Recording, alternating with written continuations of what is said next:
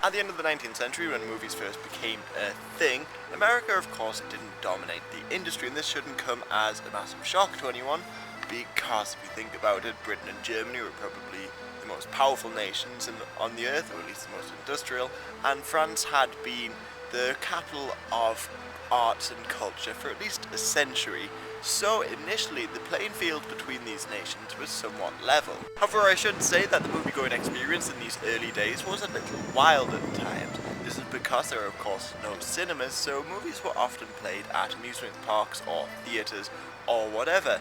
So, just before, after the movie, they would sometimes host boxing matches or talent shows and that sort of thing. At the turn of the 20th century, France became the major movie-producing nation, and, well, thanks in large part to directors like Georges Méliès, whose film The Trip to the Moon became incredibly popular worldwide.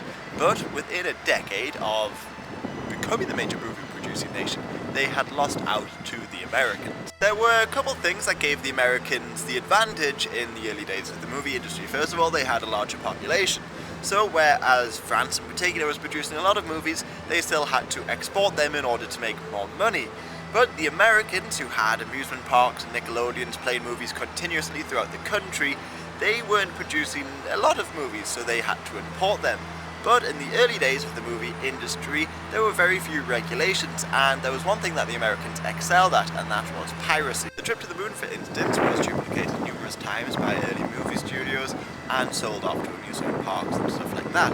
And it made a hell of a lot of money for many people, and this is because the early movies, of course, had no real movie stars, and there was very limited choice, so each duplicated film reel could make a healthy profit. Méliès tried to fight back around 1903 and sent his brother off to America, and then his brother said that the Americans lacked creativity and just wanted to copy others. But with no regulations in place, they could do very little about it. So some movie studios which could have been a market leader, like Pathé, ended up losing a great deal of money. And the money made off the pirated films in the US helped lay the groundwork for a lot of the movie studios there. And of course France would never come to dominate the movie industry again. But if you're interested, because of the prevalence of piracy in these early days, this is why a lot of movies often portray the studio's trademark just beforehand.